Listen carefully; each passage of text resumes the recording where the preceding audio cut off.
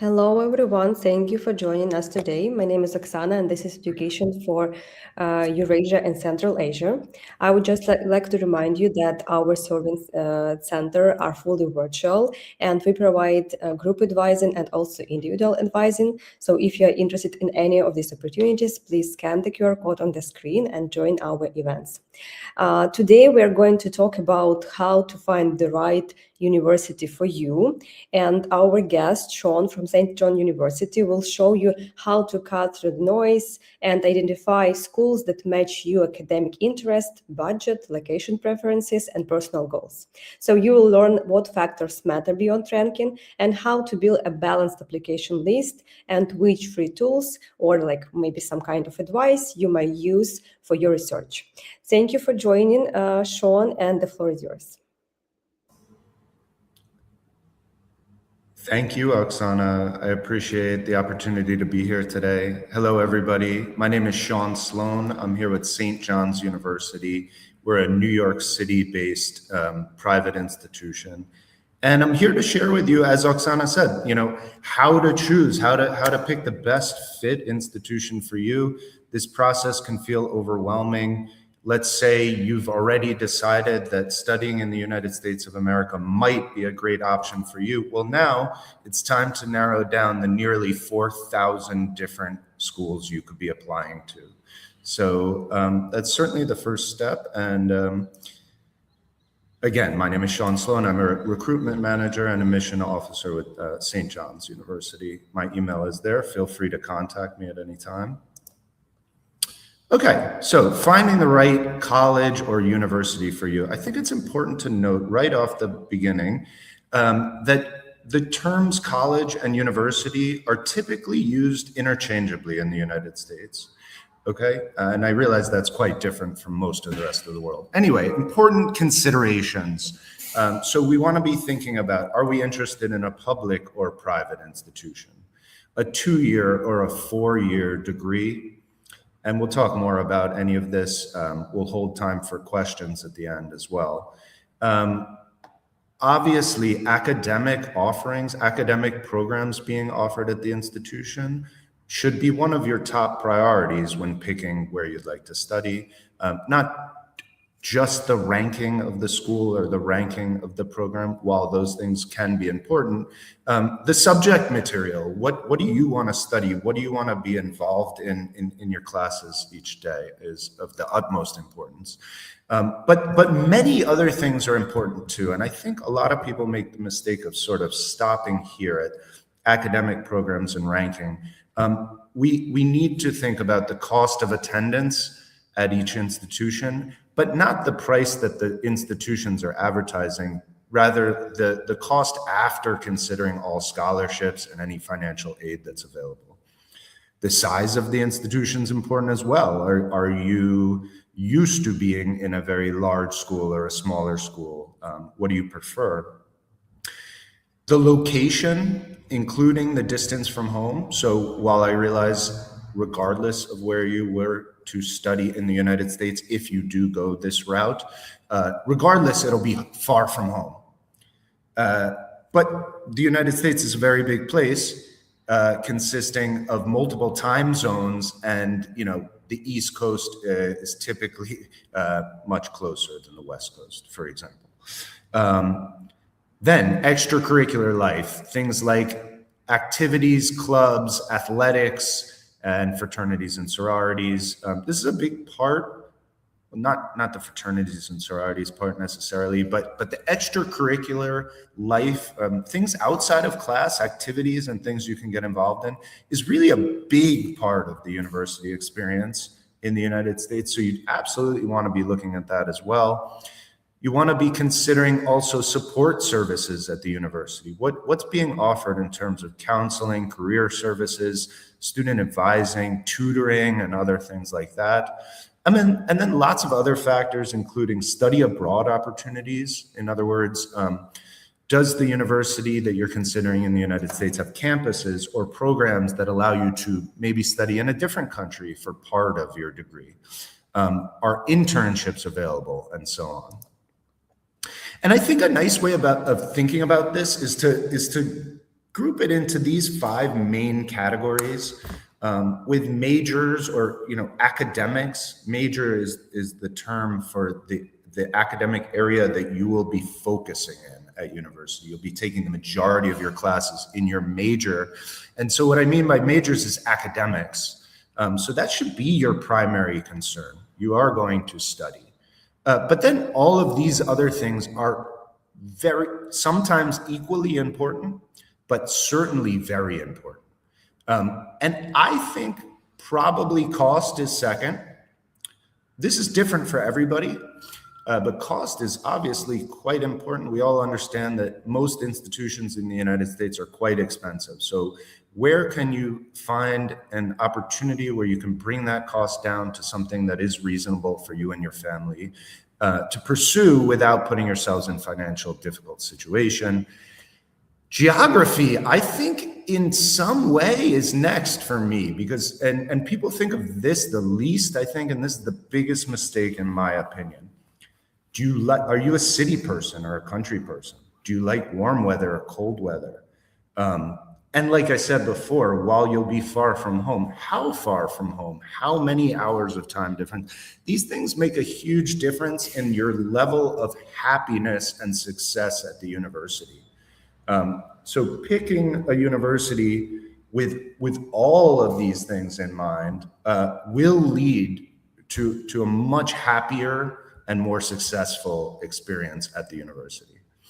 The other 2 topics are also very important, and I've already mentioned them on the last slide as well, so I'm going to move on. So before we get into, how to narrow down and really think about the best school for you, real quick, let's just talk about some of the benefits of studying in the United States.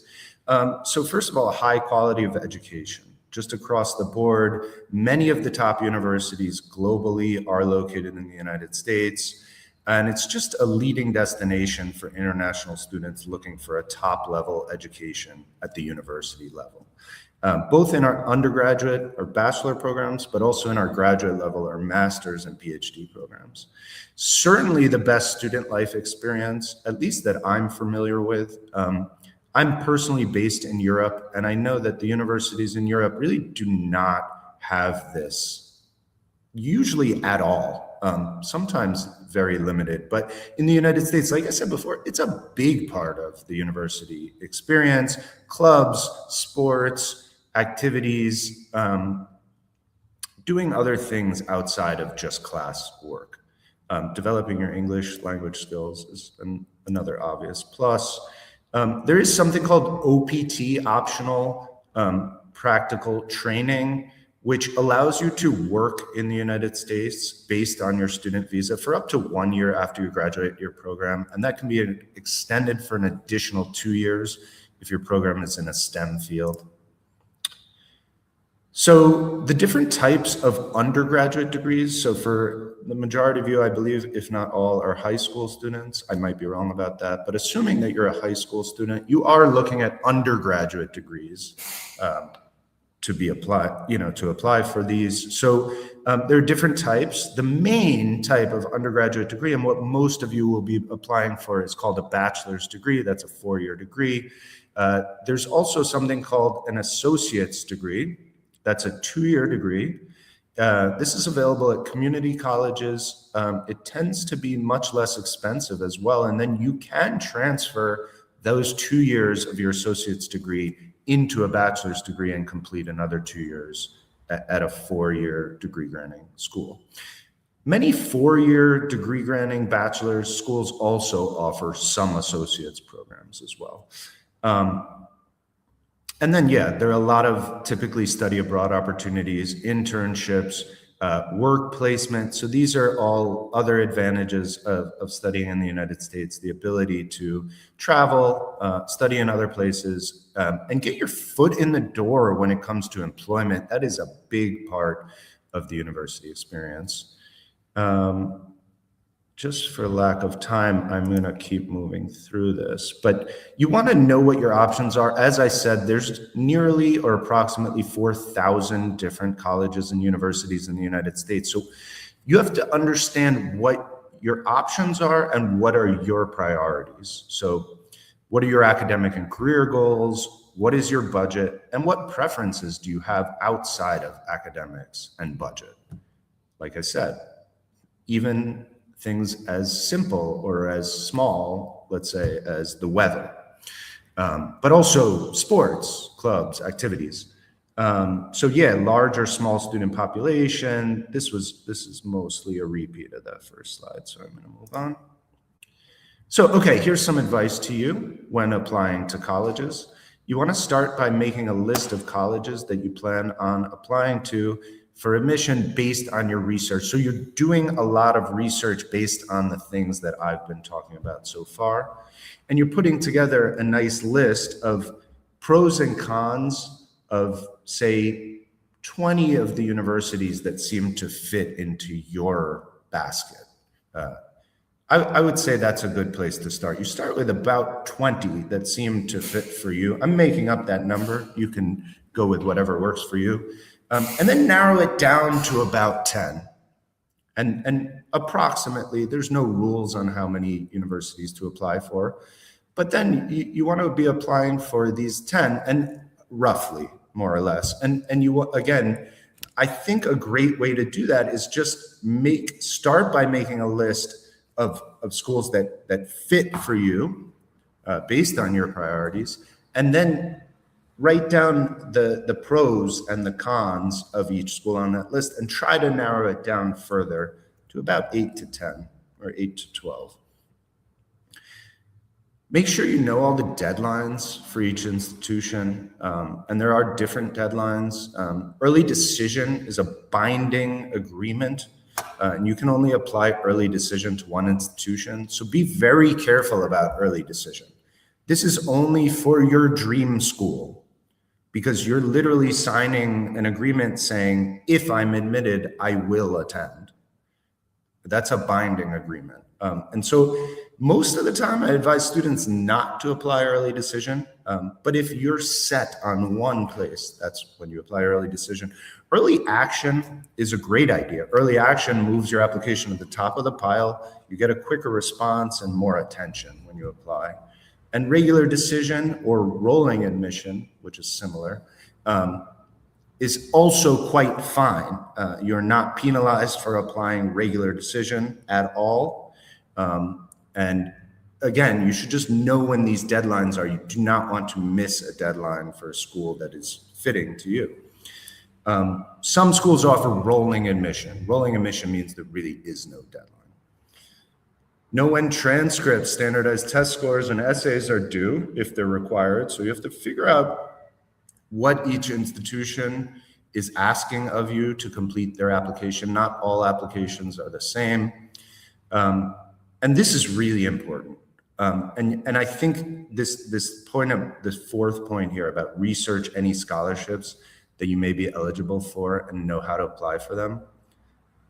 You should be doing that before you're choosing which schools to apply to. Unless money is just absolutely not a concern, but assuming it is, which it is for 99% of students around the world and applicants, you want to research scholarship opportunities at the schools as part of your decision process as where you're even going to apply to. Again, don't stop at the advertised tuition. Figure out what kind of scholarships is that university really offering. Are they offering the scholarships automatic with admission decisions, or do you need to apply separately? Or are both kinds of scholarships available? Often, both will be available. A university will automatically consider you for scholarships based on your application, but you'll also be able to apply for additional scholarships with separate applications. So do that research first before applying. And then if you can't find any of that information, you can always find a contact like myself, an international admission counselor at a university who you can email and you can ask these questions. You can ask what kind of scholarships are available. So don't be shy is another big tip for you all. Reach out to people. And I think that's coming up on a slide soon, so I'll wait for that. Remember, the more research you do, the more manageable and enjoyable the process will be. It is an overwhelming process. You need to give yourself plenty of time, but the more research you're doing, the more you're figuring out which schools will actually be the right fit for you, the less complicated it becomes and the less stressful it becomes. So yeah, as I said, don't be shy. Ask questions. And this is a bad slide. Ask the right questions. Yeah, that's key. There's no wrong questions, though. Actually, I want to edit this slide after this presentation. You want to just ask questions and not be shy. And who are you asking these questions from? Current students. Try to reach out to current students at the institutions. Most universities' websites have a way to chat live with current students. Usually you can even pick where they're from. Like at St. John's on our website, you can use this chat system at the bottom of our website to chat with me or some of our current students, and you can pick, you can see where the student came from, so you can chat with international students. Do you have questions about student life and activities and happiness on campus and things like that? Don't ask me, ask a student. They're the ones who know the best, right? Then, do you want to know more information about the major you're applying to, the academic program? You can ask me. I can tell you a lot about it. But even better if you ask the professors of that program, and their contact information is also available on the website. You can also reach out to alumni. There are plenty of alumni networks that you can access. But I would say focus on mainly current students and professors. And then not on this slide, but also people like myself. So admission counselors, international admission teams or international admission counselors. Again, don't be shy. Reach out to us, ask questions. You don't bother us. We like it. We appreciate it. It shows that you're interested in the institution. Here's a suggested timeline. This is just a suggestion. This is not required. I think I'm not going to go through this bit by bit. I'll provide a copy of this later to be shared with you, so you can look at everything in more detail later. I think the important thing to note here is that most application deadlines are around November, December, January of your final year of high school. So that's about 9 months or so, 10 months before you would be studying in the United States. You're completing, so see where it says 10 months before studying in the US, you're completing and submitting all college applications. So well in advance, while you're still in high school. If you're taking a gap after high school, that's fine too. But well in advance of when you intend to start at the institution. You want to make sure you're giving yourself enough time to complete the application if there's any errors. Deal with the visa process as well. So it's time consuming, and you don't want to be stressing these things at the last minute. Okay. When you're starting the search, be flexible and open. Give yourself plenty of time. Always defer to the university websites at first. There's a lot of good information on there. And then there's a lot of good contacts on there too, as I've been saying. Stay organized and take notes. I mean, I think this goes sort of without saying, but many people forget to do this. And if you take organized notes about the different institutions you're considering, it's going to be so much easier to decide which ones you want to apply to or which ones you'd want to actually go to eventually. Ask questions, as I said, research and revise. So keep going through it, keep thinking about it. Again, like I sort of said before, what are your priorities? What do you value? Who do you want to be? What do you want to do for a living? How does the university or, just more generally studying in the United States help you reach those goals?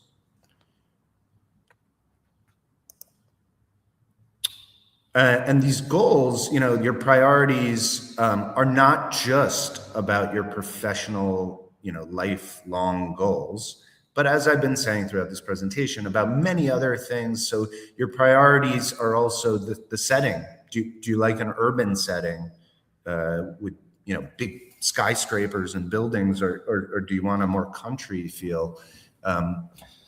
academics are obviously, I think, a priority for everybody. So make sure that the program that you're applying to aligns with your academic goals. And they're well described on the websites. And again, you can arrange calls with a faculty member. Faculty is another way to talk about our professors. So a professor, you can talk to them, make sure the academics fit. Now, that said, you're young. Things change, and it's quite normal, or actually very common in the United States of America, to change major, to change your academic projection or focus area, your major, during your four-year bachelor's degree. So some large percentage of students change major at some point. That's always possible. But you want to go into this thinking about, what do I want to study, and does this university offer that? And what do they offer in that academic area that's better or different from similar programs at other institutions? And the second half of this presentation, I'm going to use St. John's University as an example. So I'll give you some examples of, why St. John's would stand out for some of our academic programs over some other institutions, for example, or why our location might be great for some of the people on this call, but might be horrible for others, and you really want to balance all these things. And then the other ones, as I've said many times, finances, student life, accreditation as well, though you don't really need to worry about that too much. But you do want to make sure that programs are accredited. In the United States of America, there is no central governing body of universities. And so there are what are called accreditation agencies that oversee and make programs official. So, again, setting, I think, is extremely one of the most important things that people forget about. Let's say you're from a big city in your home country, and you get into some great school, I don't know, University of Kansas. I'm just picking them randomly, but partially because of their location. Because they have the best academic program you ever heard of with the thing you want to study, and you're so happy you got in, and they gave you a nice scholarship, and then you get there and you realize, oh, Kansas is in the middle of a bunch of cornfields in the middle of the country with not many major cities anywhere close by. I mean, there's Kansas City. You get what I'm saying. You want to find yourself literally in a setting that you're going to be happy in and feel comfortable. And that works the other way too. I mean, you get to New York City and you realize, oh my God, I'm not a city person. That's not good for you either. And then also, the student population, how many students are living on campus, how many students are enrolled, what kind of housing options are available at the university. Okay, so with that, as I said, I'm going to spend the second half of this time going over St. John's University. We're going to use New York City and St. John's University just as one example of an institution, a university in the United States of America.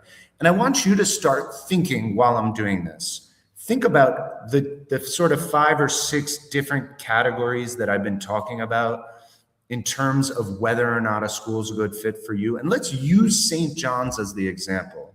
And I want you thinking, for all these reasons, for cost, for location, for academics, activities, and more, is St. John's a good fit for me or not? We're not going to be a perfect fit for everybody, but for some of you, we are going to be the perfect fit. So I think the best way to introduce St. John's University is first to introduce New York City. So I don't know, I imagine some people on this call have probably been to New York City before, but let me just briefly introduce you to New York City. Then we'll get into St. John's University, and I'll be pretty quick and leave plenty of time for your questions. So let's get to know New York City. This is where I'm from. I love New York City. It's probably my favorite place in the world, though I have been living in Rome, Italy for the last 15 years, and Rome is quickly competing with New York for me. But New York City is home to over 8 million people who are divided into 5 boroughs. A borough is a weird word that we use in New York City to talk about a big part of the city. Borough just means big part of city. It's much bigger than a neighborhood.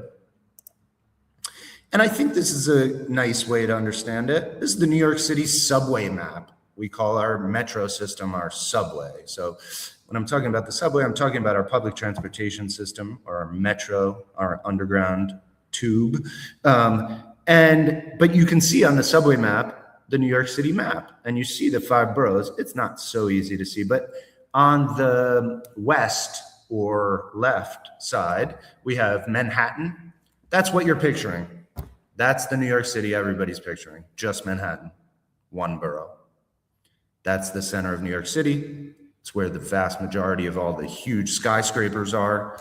And that's where most tourists would come to New York. In Manhattan, you see Times Square, the Empire State Building, the Freedom Towers, or what used to be the World Trade Center, and just really exciting, happening center part of New York City. But we also have the Bronx, Queens, Brooklyn, and Staten Island that make up the whole of New York City. These are all parts of New York City. St. John's University is mainly located at the big St. John's University logo, right under the word Queens, in Queens, New York. We're in one of the outer boroughs. Feels more like a sort of suburban neighborhood with houses and yards. I'll show you. And then we've got a second smaller campus right in the center in Manhattan. That is for business students only, and there's no dormitory in Manhattan. The vast majority of our students are at our campus in Queens, New York, and then we also have small study abroad campuses in Rome, Paris, and Limerick. Believe it or not, this is in New York City. I love that. I mean, I love this photo. I love our campus. We have certainly one of, if not the largest college campuses in New York City. I mean, again, this is in New York City. Does that look like it could possibly be in New York City? Well, clearly, again, we're not in Manhattan. We're in Queens, again, part of New York, but a much more residential part of the city. That you see this whole rectangular or square shape is our campus, but you see around it, you see little houses with driveways and yards, no skyscrapers, no huge buildings. This was originally, or many, many years ago, it was a golf course, and it still sort of feels like it. It's green, it's quiet, it's peaceful, it's beautiful. Students at St. John's University get the best of both worlds when it comes to location. You get this huge, typical sort of American college campus that you might find way outside of the major cities, and you get New York City at the same time. These nice modern looking buildings in the corner of the campus are our dormitories, or some of our dormitories, and then you see all the sports fields. Most of the other buildings are our classrooms, and it's just a wonderful place. New York City is known for our arts, everything from fine arts to music and theater, Broadway shows, obviously, but much, much more than that. It's really exciting if you're into the arts. We're also known for our food and for the diversity of our food, for food from all over the world. New York City is essentially, our identity is home to the world. That's really what New York is in a nutshell. And the food is sort of a good example of that. And students who are feeling a little homesick when they first, travel away from their family and come to New York City tend to find some comfort in the fact that probably anybody you can find food from your home country in New York City. We're also known for being the city of opportunity, and that's a big part of St. John's as well. Our business programs are really strong. We provide internships and job placements with top corporations, Wall Street firms, and mainly because of Wall Street and big corporations, New York City is known as being a city of opportunity. And this is the most important part when it comes to New York City and to St. John's University. We're known for our diversity. Like I said, with the food, we are home to the world. People from all over the world, languages from all over the world. Within a small radius of our campus in Queens, New York City, there's over 100 languages officially spoken. At St. John's, we have students from 120 different countries. Many of our American students' parents are from different countries because many of our American students are from New York. And again, New Yorkers tend to be really from all over the world. So we pride ourselves in our diversity. We pride ourselves, New Yorkers in general, but specifically St. John's. We pride ourselves on our international students. We want you to apply. We want you to come join us and add to our cultural diversity, which is already really strong. So we can't wait to say welcome to New York City. And just very briefly, in like 5 to 8 minutes at the most, I'm going to tell you a bit more details about St. John's University. I hope I'm keeping your attention. You know, this is not to bore you. I'm a teacher on the side. I really pride myself in engaging students. So I hope you're engaged here. I hope you're finding this interesting, and I hope you'll come up with some good questions for me. But this is St. John's University. Welcome to our beautiful grass lawns in New York City. Interesting. St. John's University is a Vincenzian Catholic private institution that is metropolitan and global. So we're founded as a Catholic Vincenzian institution, which means that we're founded on helping the less fortunate or doing volunteer work and community service. And that still holds true today.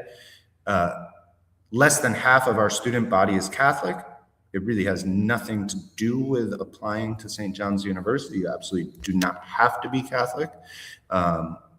We're extremely diverse in terms of religious background. In fact, for example, we have Muslim prayer rooms on campus. We offer halal food in our cafeteria. But we also have, a Catholic chapel on campus. And for students who are of Catholic background, we still hold the Catholic values that we were founded on. And again, that really is just all about cultural diversity and also supporting and helping out people in need. So there's a lot of opportunities to do volunteer work. None of that is mandatory, but it's optional opportunities. There's some additional scholarships around some of those too. So if you're interested in doing volunteer work, you can apply for some of our additional scholarships to get into some of these programs that do volunteer work on a regular basis.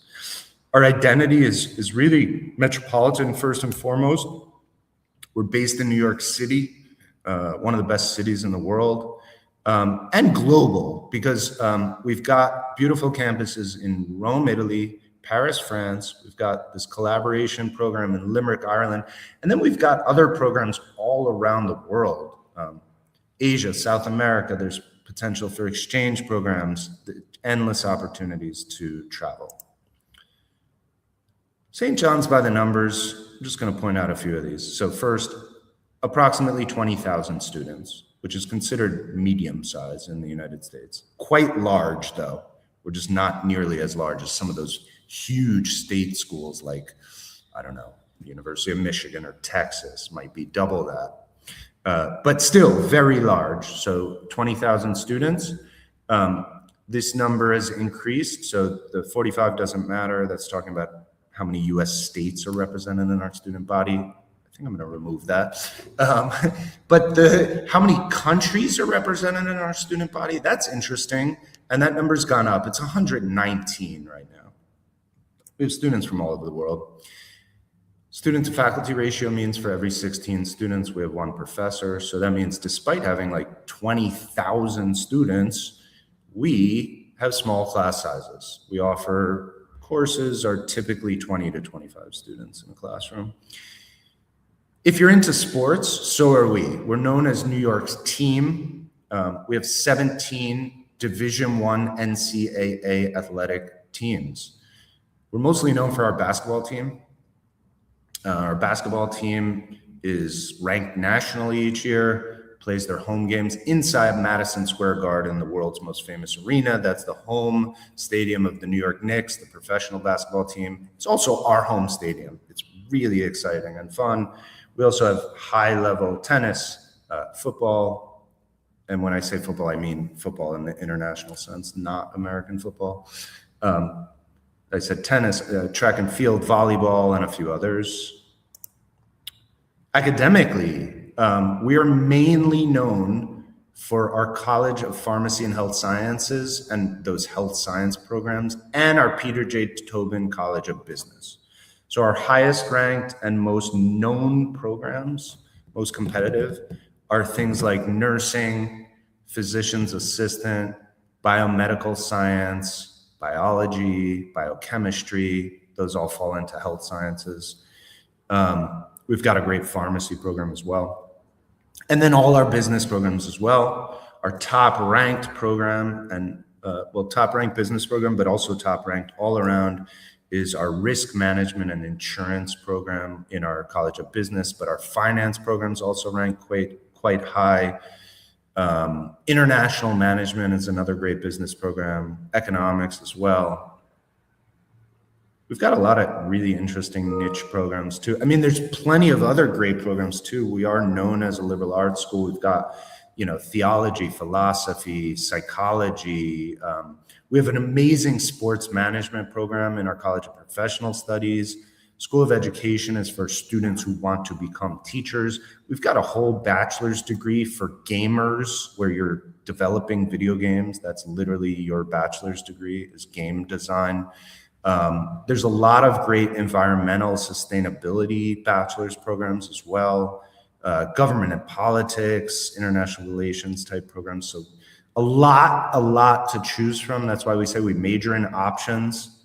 But again, probably the strongest areas are business and health sciences. I forgot to mention, we've got excellent computing programs too. So wonderful computer science. After business and health sciences, certainly the most popular, computer science, IT, and a few others. There's a really interesting program called television and film. I'm forgetting the exact name. So as I said before, we work very hard to employ our students. So we both with internships while you're studying, but also job placement after studies. These are just some of the companies we work with on a daily basis to place our students. We're really good at this. And I think it's a combination of, we're in New York City.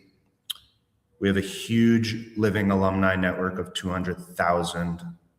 And we've been around for over 150 years, which for the United States is a really ancient university. So we've been around forever, we're large, and we're in New York City, which means we've got all the connections that you need in the business world, in the sports world, the entertainment world, pharmacy, and much more, pharmaceutical.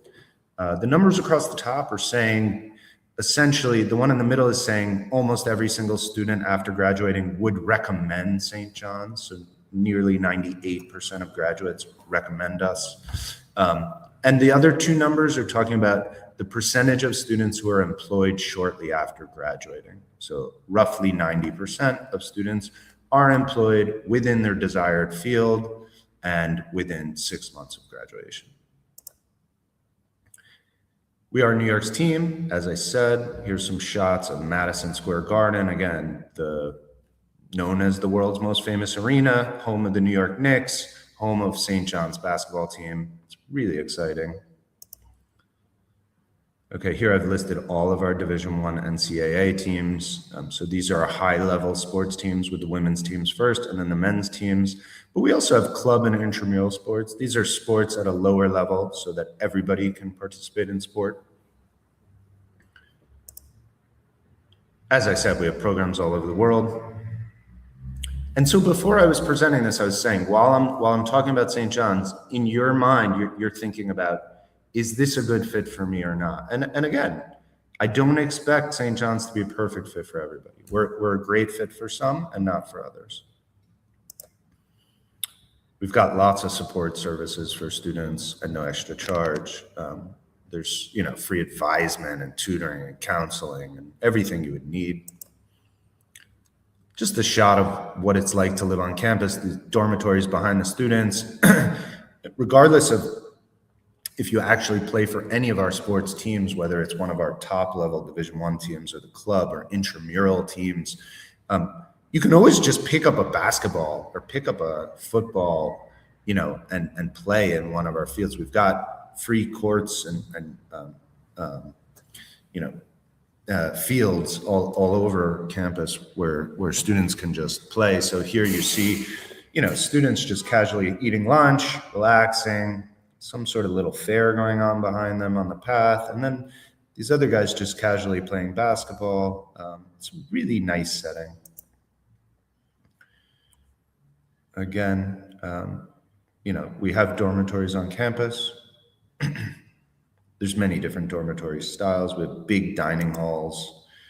It's a very safe campus. We were recently ranked one of the safest in the entire United States, not just New York City, but 24/7 security, private campus. I'm going to skip over a couple things just because I don't want to bore you and I want to leave time for questions. The application is quite simplified. We actually do offer rolling admission, so we don't have any hard deadlines. So with a couple exceptions. We do have early action. So if you want to apply early action, you have to apply by December 1st of the year before you attend on starting. You typically start in September.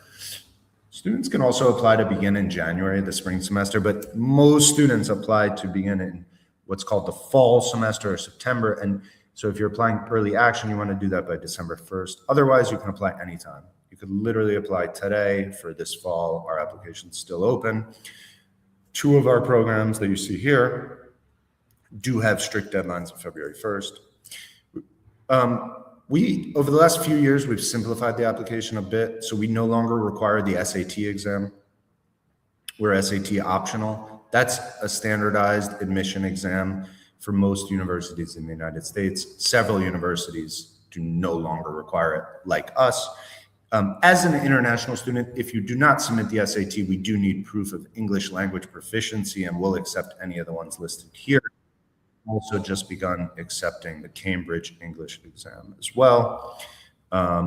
If you do submit the SAT or ACT, then we do not need the English exam. We'll just use the SAT for that.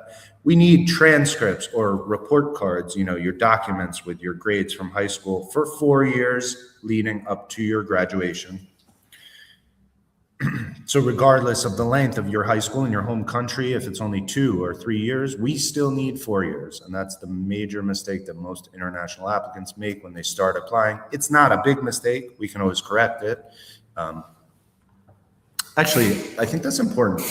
Once you submit an application and start submitting documents, and it seems like you've submitted your application, you can still submit other documents. It doesn't mean your application's closed.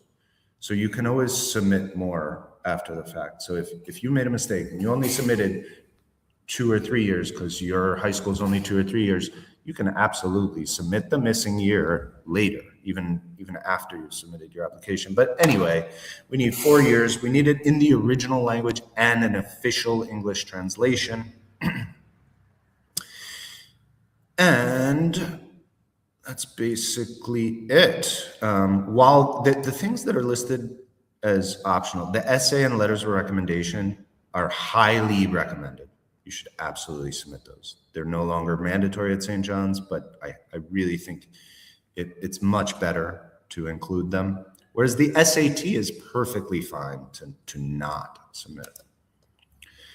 So don't stop at our tuition, because as I was saying in the beginning of this presentation, scholarships and other things bring costs down significantly. But if you look at this, our advertised overall annual cost is approximately $80,000 a year if you think about everything. So tuition, that include room and board is included here as the other 21,000. That includes meals, so that's your housing and all your meals, and then mandatory health insurance as well. So again, this comes out to approximately $80,000 per year, but not a single international student pays anywhere close to that. And I can guarantee that because I've been offering them scholarships for the last 5 years. So if you're admitted to St. John's University, you will automatically be offered our merit-based scholarship. Now, it's not always 36,000, but it's usually at least 25 or 28,000. So about half the tuition cost, so the annual tuition of 55,000, at least about half or more, up to about 2/3 of that will be reduced automatically with your acceptance offer. Again, every accepted international student's getting significant scholarship ranging from about 25 to 36,000. And then there's other scholarships that you can apply for separately. I'm happy to help anybody with any of those if you have specific questions about them. Thank you all so much for your time. It's been a real pleasure talking to you all, and I'd like to open it up for Q&A, questions and answers. Feel free to scan this QR code and register that you attended today's event. Registering shows early engagement with the university, and it actually looks good if you do decide to apply. So I encourage you to register, and thank you again all for being here. Thanks. Thank you so much, Shawn. It was a great presentation, just like amazing pictures from the university. Thank you for sharing this. And I'm sure that our students were also like amazed by these views in New York.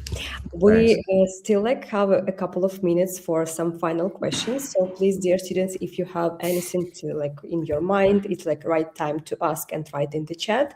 And while you are writing, typing your questions, we already have some in the chat, so I will just start with the first one and also add it to the screen so you can see it also. And the first one is pretty general. What is the difference between early decision and early action? Oh, Sonia, thanks. That's a great question. I think a lot of people are confused about this. They're very different. Early decision, you're only allowed to do with one institution, one university. You have to pick one. You have to sign something saying, if I'm admitted, I will enroll and attend. It's pretty binding. It's a huge commitment, and you should be very careful about early decision. Early action is way lighter. You can apply to every university early action if you want. There's no commitment. And all early action just sort of moves your application to the top of the pile. You get a response sooner, shows that you're really serious about it. Early action applicants tend to be good applicants, not always, but it looks good. It's not mandatory, but a good idea. Early decision, so I hear, we didn't really do this, can help your chances of admission very slightly. So I wouldn't count on it. But again, be very careful with the early decision. Thank you so much. So I think you can also remember decision that you have to decide. Yeah, and this is something that really important. So be careful about that. Yeah, great. So the next question is, how can we check whether the university is in the list of this and has this accreditation? What would you? That's a good question. Usually so different programs or sometimes different colleges within the university, and sometimes the specific programs will be accredited individually. So it's not like every St. John's program is accredited by the same accrediting agency. So usually on the university's website, on each program page, it'll say who it's accredited by. If not, I think your best bet in 2026 is to ask AI, and you'll probably get a pretty good answer. I'm sorry, I don't know better than that. Yeah. That's great. You can also, I think, reach out to the university and ask. Also, hesitate here or have questions about that. Great. Totally. Yeah. Which university do you recommend in New York City? Well, that's a great question because I'm from New York City and I'm also willing to be honest. I mean, first of all, I recommend St. John's. I love St. John's. I got my MBA, my Master's in Business Administration and Finance. I teach finance on the side. St. John's is a wonderful institution. I also went to New York University, NYU. That's probably the most popular university in New York City. it's very different from St. John's. The faculty, the professors were almost identical in my personal experience. But NYU, New York University, is located right in the center of Manhattan. It's a totally different experience. It doesn't feel like a college campus at all, but it's super central. And then Columbia University is the highest ranked university in New York City. It's top level Ivy League school, really great, very competitive to be admitted to, and very expensive. There's a lot of other good ones too. I mean, Pace University is good. Fordham University is great. Fordham's quite similar to St. John's. Come to St. John's instead of Fordham. But no, they're really good too.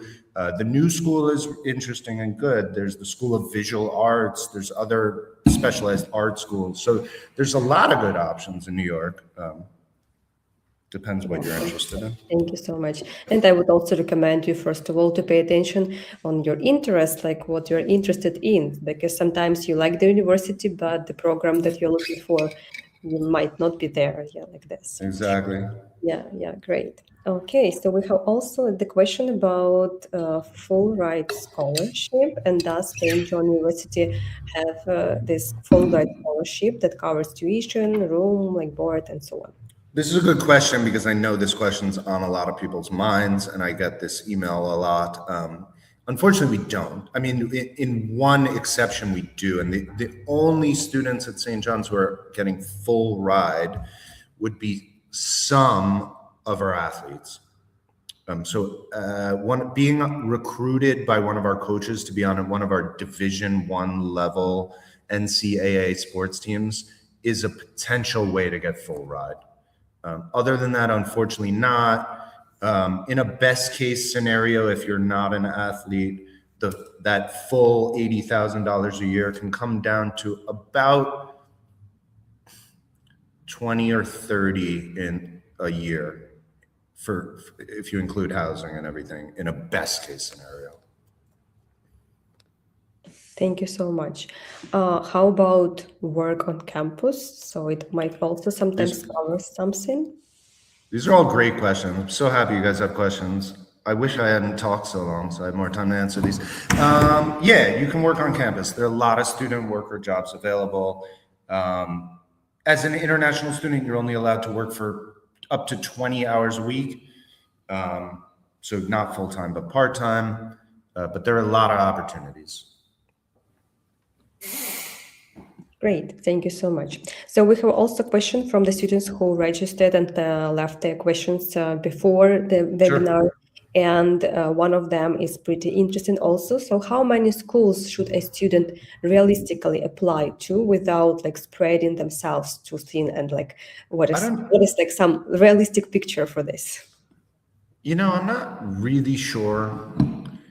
I don't want to lie. I was sort of saying before, I think 10 is a good number to shoot for. Oksana, you might know just as good as I know on this question. What would you advise students?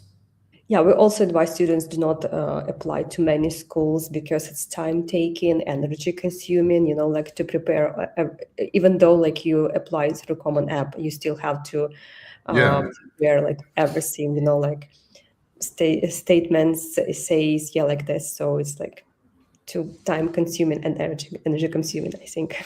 And Osana's making a good point. If you spread yourself too thin, you're just shooting out a general application, which we can tell. So when I'm reviewing your application, I can tell if you genuinely applied to St. John's and want to come here, or if you're just shooting this out to everybody. And it looks much better if you tailor it to the university you're applying to. So yes, some students apply to over 20 schools. I think that's a bad idea. I think 10 is sort of the sweet spot, 5 to 10, 8 to 10, I don't know. Yeah, that's great. This is actually what we are doing during our cohort programs. We teach students how to choose the right fit and like how to apply to different universities and make this right list. Because I also meet some students who choose only Ivy League university and then eventually they got rejected from all of them. That's a common, sorry to interrupt you, but that's a common mistake. Don't do that. Don't apply only. Okay, the way that people in the United States talk about this is that you have your dream or your reach schools, and then your safety schools, and then probably some like perfect fits in between. In other words, apply for a few that are a little out of your reach that you most likely get rejected to, but make sure you also apply to a few that you'll definitely be admitted to, and then a few in between. Yeah, thank you so much. So the question is like this: is it unrealistic or realistic to choose a university if I don't know my future profession yet? That's a great question. I really like that. It's tough. That's why you should be thinking about all these other things too. It's not just about the academic major you're choosing. As I said, it's quite common to change major at your age. Who knows what they want to do with their full career? I mean, some of you probably do, but things change. It is tough. And I think I would use that just to say, again, it's really important to consider more than just the academic program to ensure you'll be happy at the institution. Yeah, that's great. Thank you so much. And I think one more question about choosing the right fit. So how would you recommend to rank or what data to choose, like to make this list and evaluate colleges, like for a student, just like common student? Can you repeat the question? How would I recommend putting what? Yeah, so like what data should they specifically use to evaluate colleges? Like what should they look for, like at the websites? I don't know. I mean, I think you can start with academic program offerings, right?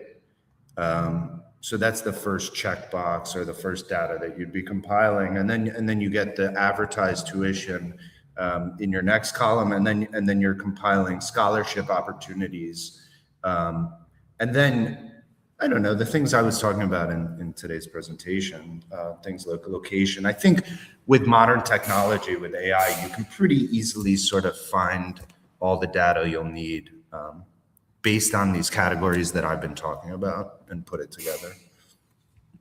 Yeah, that's a They're great. all good questions. Yeah, great suggestion. Thank you so much.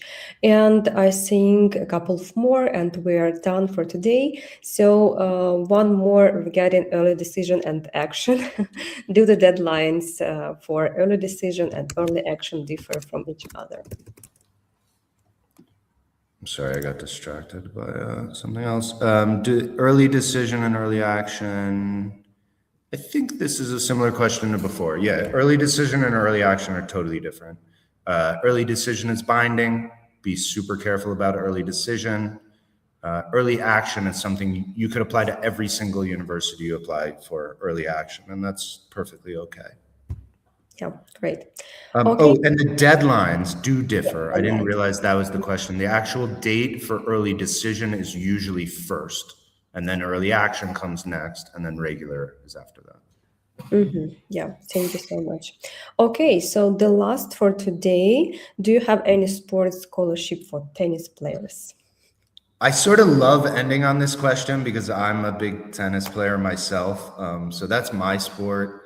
And yeah, absolutely. And our tennis coach is the only one of our coaches who I know personally. But so every coach has an annual scholarship budget that's unique to their sport. So our tennis coach may have more or less money than some of the other coaches, but each coach has some scholarship budget, and each coach can decide how much of their annual budget they give to each of their players. So one player on the team might be full ride, another player on the team might have zero athletic scholarship and the full range in between. But I do know for a fact that there are full ride tennis players at St. John's. Not all of them, but some of them. Great. Okay, thanks everyone for joining us today. I think it was amazing webinar and meeting with Shawn. Thank you, John, for joining us today. And thank you for covering so many questions important for our students. I hope that everyone enjoyed this meeting, and see you during our next webinars. Thank you so much, Oksana and Education USA. It's always a super pleasure. I see in the chat you're asking about the coach contacts. Coach contacts are easily available online. Just Google it. You will find it. If you can't find it, email me.